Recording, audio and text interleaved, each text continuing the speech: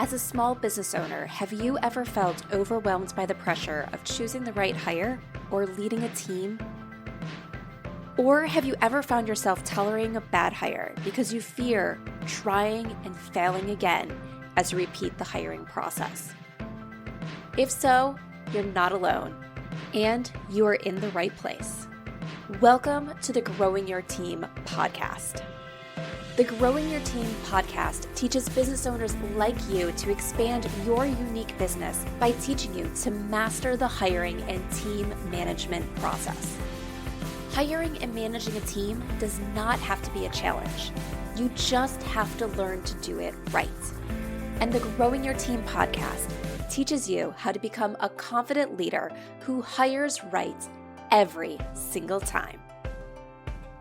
Now, let's jump into the show where each episode you will learn tips on how to identify what type of help you need on your team, how to source amazing candidates, how to conduct interviews that lead you to your ideal team member, how to onboard successfully, and how to lead every person in your business so you have a team of rock stars who you are happy to pay every single paycheck.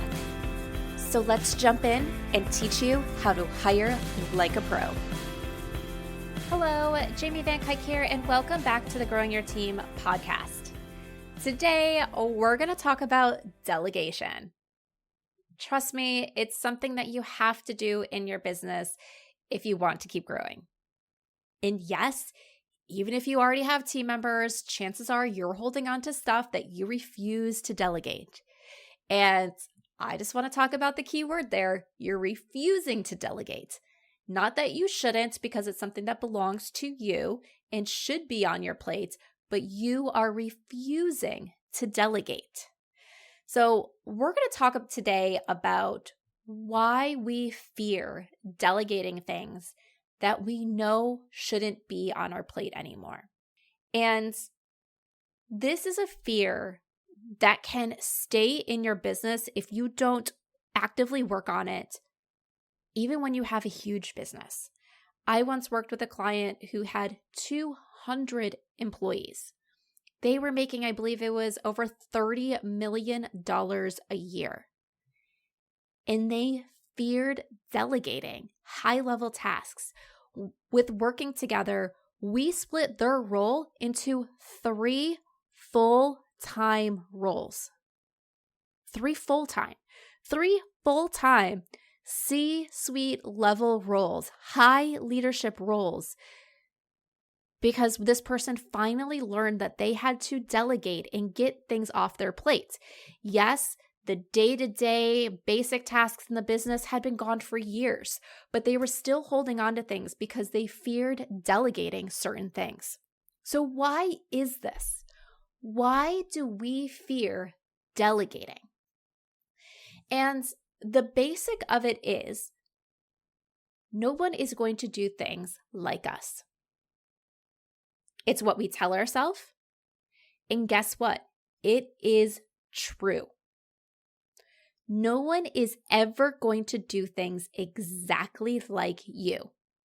Even if they produce the same output, they might take a different avenue to get there. They might take longer or shorter or something else. It's never going to be exactly like it was if you did it.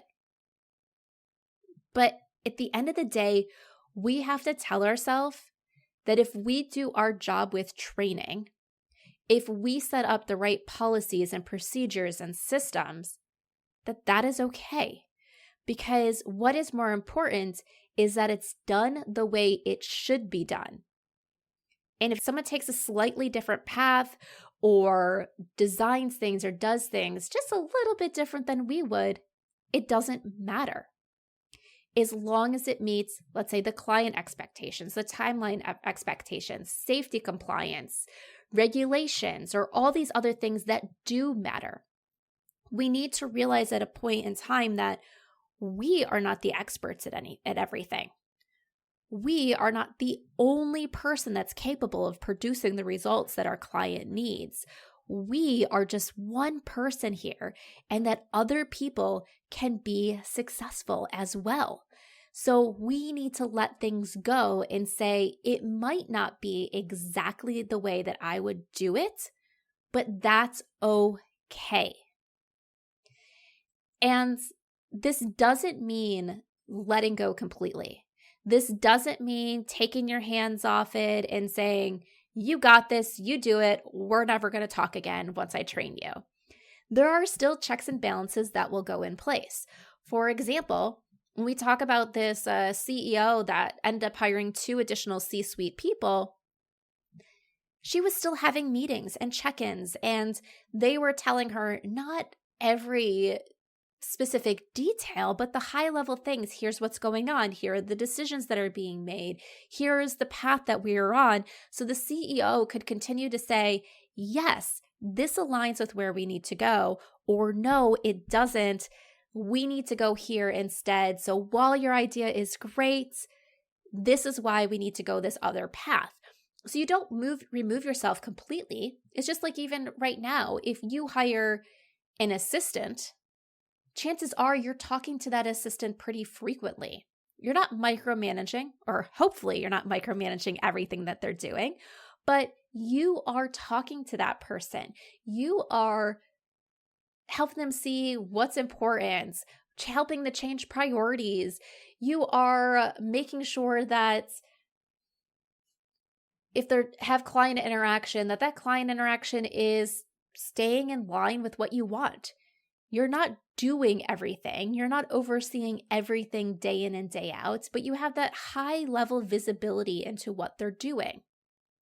So that doesn't change when you hire higher level positions. You still have some skin in the game. You still have some sort of checks and balances and everything. And it's based on how your systems and processes and everything are set up. It's based on your meeting schedules and what you determine is important during those meeting schedules. So yes, that is the first reason why we fear delegating people is no one can do things exactly like us, and that is okay. We need to trust other people. We cannot keep holding on all the high-level decisions. We cannot keep holding on to all the day-to-day tasks. We need to trust others if we want to grow our business. It is hard to trust others, and there's going to be at times where you're going to say, oh my gosh, this isn't worth it. I want to pull everything back to being just me. But you got to keep pushing through it, and you got to find the ways to have that open communication and trust that you need and get the right people on your team who you can trust so you can grow and have the business that you truly want. The other reason as business owners why we fear delegating so much is because this business is our baby. We grew it from the ground up, or we invested a lot of money to buy an existing business. We have a lot of skin in the game. If things go wrong, it's us that feels the impact. When we have employees, and I hear business owners doing this all the time, and sometimes it is very much the right thing to do, we cut our pay in order to keep paying our employees. Sometimes we're hiring employees before we really are paying ourselves.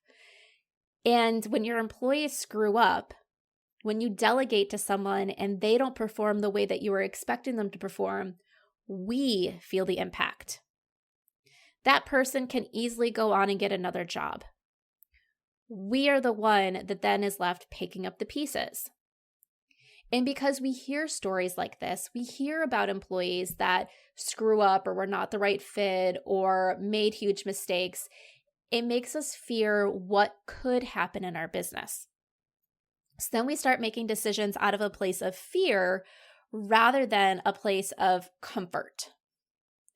We start making decisions that are not actually right for our business, but we tell ourselves that they're right for our business. So we allow that fear to hold us back because we feel the financial impact of mistakes. We feel the financial impact when a client is not happy. We feel sometimes the financial impact when things are late or need to be remade or reordered. And our employees don't necessarily feel that. They might be a part of the conversation. They might understand the financial impact because we share it with them, but for the most part, their paycheck is still going to be the same. So it's this level of trust that we are putting what we built into somebody else's hands, that we are saying, I trust you, and I trust you to not hurt me. I trust you to not destroy my business. And it's hard.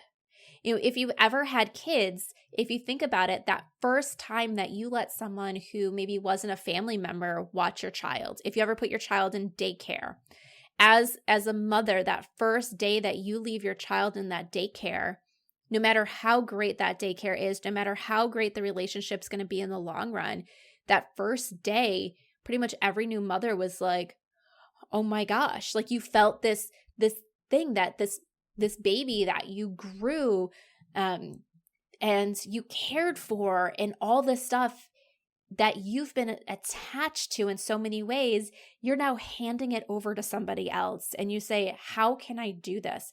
How can I trust this person to watch my child like I would, to love my child and care for my child?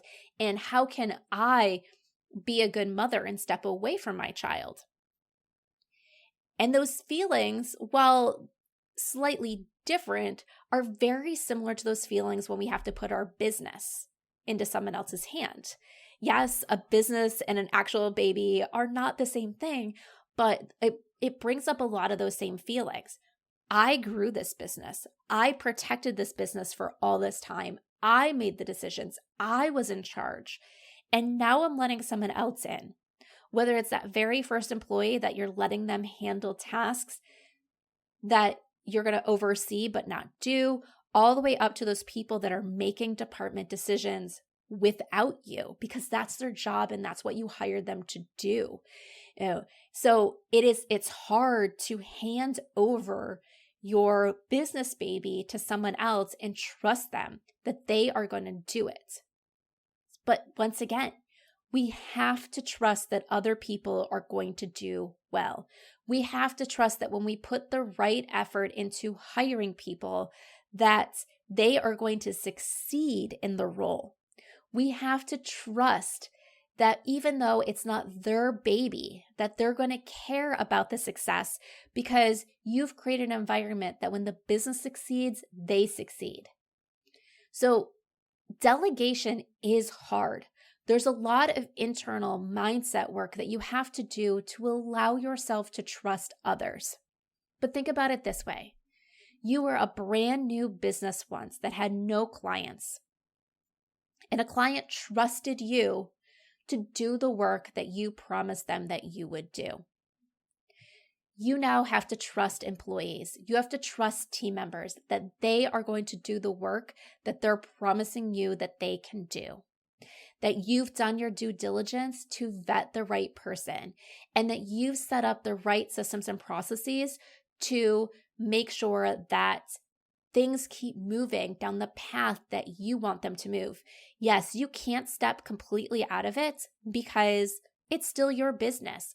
You need to know the direction that the ship is going in, but you don't need to be running every part of the process in order to get there.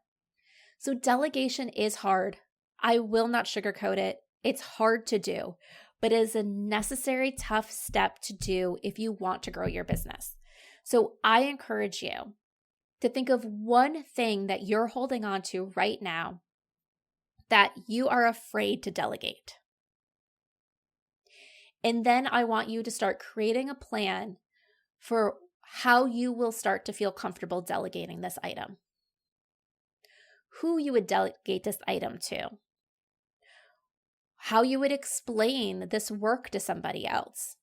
Start doing that thought process. Start seeing what type of people could be doing this work for you and all that stuff. Start talking to people who are maybe doing those tasks and those roles so you can start to see the talent that is out there.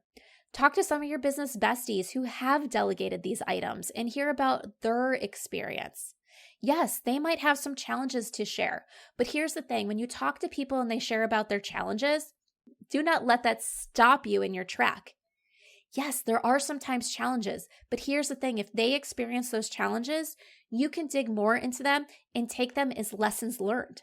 Yes, they are lessons learned not in your own business, but they are lessons learned that can help you. So get all the information that you need so you can take a step this year, maybe even this month, to start delegating something that you've been holding on in your business way, way too long. Delegation is the key to success. You have a choice. You can be a frontline worker for your business, or you can be a CEO. And if you want to be the CEO, you need to start taking additional steps in your business to get yourself out of that day-to-day and be that CEO that you want to be. All right, so start delegating. Start delegating those tasks that you're holding on to way too tightly. Because remember, in your business, there are things that you have to do, but then there are also things that you refuse to let go of, and they're not the same. So find out what you're refusing to let go of and start setting yourself up for delegation success. Are you ready to hire a new team member for your business and you want to ensure you hire the person who can succeed in the role, make you happy, and positively impact your bottom line? Then let's talk and see how growing your team can help you master the art of hiring. Through bespoke hiring frameworks and comprehensive guidance, you will learn how to attract candidates who have the passion you desire and the skills needed to succeed. At Growing Your Team, women entrepreneurs and leaders work with us to help them expand their unique businesses by teaching them how to hire like a pro. Let's connect and see how we can help you. Send me an email at jamie@growingyourteam.com.